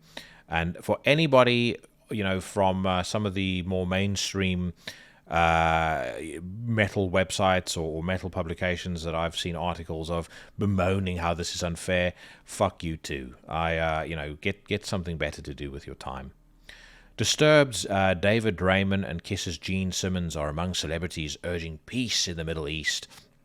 I'm not going to give my opinion on this or on the Middle East situation, but what I would say is this is just another example of celebrity entitlement to me. I'll read the article because I saw this morning and I just shook my head. So, Gene Simmons and David Draymond are among more than 125 leaders from the entertainment industry who have signed a joint statement released by the non-profit entertainment industry organization Creative Community for Peace, which calls on fellow entertainers and executives to use their platforms to combat misleading and one-sided accounts of the conflict in Israel and the Palestinian territories. The open letter urges those in the entertainment community to use their voice to call for the de-escalation of violence and the end to divisive rhetoric, while also acknowledging the pain and loss impacting all parties involved in the conflict. Lovely that you would want to do that, but to think that you're so important that the leaders of those two factions should give two shits about your fucking stupid letter saying, guys, the adults are here now. It's time to de-escalate. Let's all be peaceful so that you can listen to our shit music and watch our stupid movies and TV shows again. I just think, as I said, this to me is the height of celebrity entitlement. It's fair enough to have your opinion, but to actually, kind of formalize it in that way to where you think that people in that your target audience gives a fuck, I just don't understand it. Jane's Addiction's Perry Farrell is a little bummed that some people don't understand that they need to get vaccinated. He looks like a fucking dweeb on that picture. And Jane's Addiction's got some cool songs, but, Perry Farrell is an absolute wank stain. Dino Cazares on possibility of reunion of Fear Factory's classic lineup. I don't see it for any amount of money. We'll see how you feel when you're just about to declare planned bankruptcy again, mate, because we know that's coming after this sack o' muck that they just released. Satyricon is midway through making of new album, says Satyr. Like I said, I'll hold my anticipation on that one. John Bush would be open to special show with Anthrax to celebrate 30th anniversary of The Sound of White Noise. I've spoken many times about my opinion on John Bush versus Joey Belladonna. I'll reiterate, he is vastly superior as a singer, a frontman, and just a general dude to Joey Belladonna. And I really like Sound of White Noise. I know a lot of people won't. I know it's non-necro and probably calls my cult credentials into question, but I think it's a fucking great album. I think the production is excellent. I think there are some fantastic songs on that album. And I think that in terms of how these songs have aged, I would take a song like Black Lodge over Metal Thrashing Mad or something, every day of the week and twice on Sunday. So I think that he's, from what I've read, and I don't know what's going on, backstage or behind the scenes, but, John seems to have, taken a pretty mature approach to the whole debacle of them bringing Belladonna in. I know he was a little miffed, understandably so, when the whole thing went down. But, from my perspective, I would put seeing Anthrax with John down as one of my favorite live shows of all time, without a doubt. Partly because of how surprised I think how pleasantly surprised I was by it. It was just fantastic. And John, I've met him twice. Fucking great guy. I'd love to have him on the podcast, actually. Sin Quarren quits ministry. The time is right for me to focus on my health, my personal life, and other projects. Nothing particularly surprising or anything that I give a shit about here, but one thing that I was interested to note when I saw this article, Quarren's exit from ministry comes less than a year and a half after he was accused by two women of engaging in sexual intercourse with them while they were 15 and 16 years old. In a spin report published on Billboard, both women alleged that they met Quarren following concerts by his band Society One, which predated his time in ministry. And then his attorney released some bizarrely ambiguous statement, which kind of says, yes, he did it, but, don't be too mad. Anyway, I've said this before, not a fucking chance, or I'd say 70 to 80% of high-profile musicians in the, particularly I think in the rock and metal industry, because they seem to be easier targets than folks in hip-hop, because let's be frank, if it's gone on in rock and metal, it's for sure gone on in other genres. But I think people are going to be surprised over the course of the next probably year or two by how many people are either exposed or attempted or have attempts to take them down. Yeah, Payne's cover version of the Rolling Stones' Gimme Shelter, no thanks, because that would cause me pain. I think Gimme Shelter is a song that has been covered to death, and I don't really see how any band has anything new to contribute to a cover of a fantastic song like that. And I think if I were to take over the world, it would be one of the first laws that I sign in. No more covers of Wild Horses or Gimme Shelter. As a matter of fact, no one is allowed to cover any more Rolling Stone songs. Non-points, Elias Soriano hopes David Ellefson sees himself out of sex video scandal. He's one of the sweetest guys. Yes, he is. And I know, Andrew and I spoke about it as well. I just want to stress again, I think that, firstly, I have so much appreciation for David for being, open to coming to talk or, coming to talk to me on a podcast like this. I mean, this isn't a podcast that, has hundreds of thousands of, subscribers and views and stuff like that. I actually did my best ever month this past month with 8,013 downloads. So the podcast is growing, but for him to co-sign me like that was really, really cool. And I really enjoyed my conversation with him. I thought he was a great guy. And people make mistakes.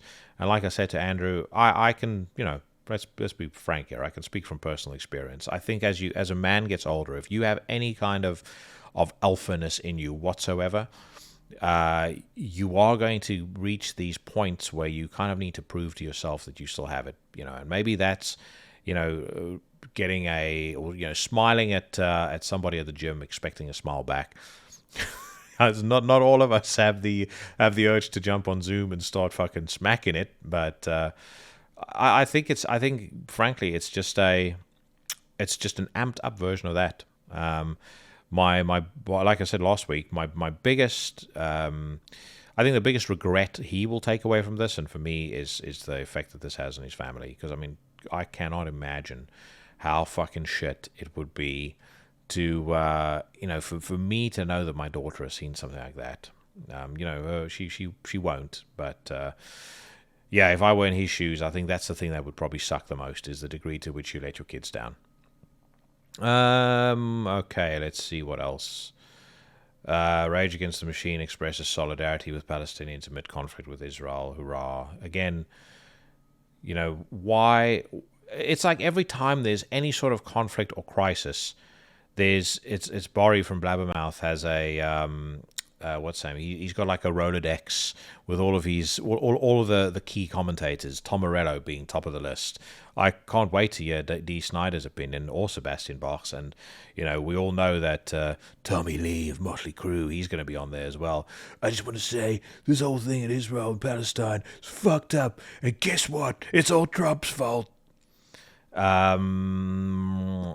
I don't really think there's all that much else that I need to see or need to talk to you guys about. Disturbed David Raymond talks about his relationship with cannabis.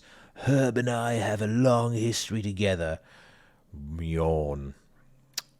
folks, I think that is me done for this week as far as the news is concerned. That brings us to the end of another installment of Into the Necrosphere. Thank you to everybody who stuck around all the way to the very end. I'm about to reward you with a fucking badass track by Morast, the band that I mentioned earlier. But before I get to that, a thanks to Andrew McIvor of Code for coming on the show. Check out Code, check out Grave Miasma. Take care of yourselves, keep it real on the streets, and crank it up loud for this one as it plays us out. This is Morast with a song called In Gloam. Take care, everybody.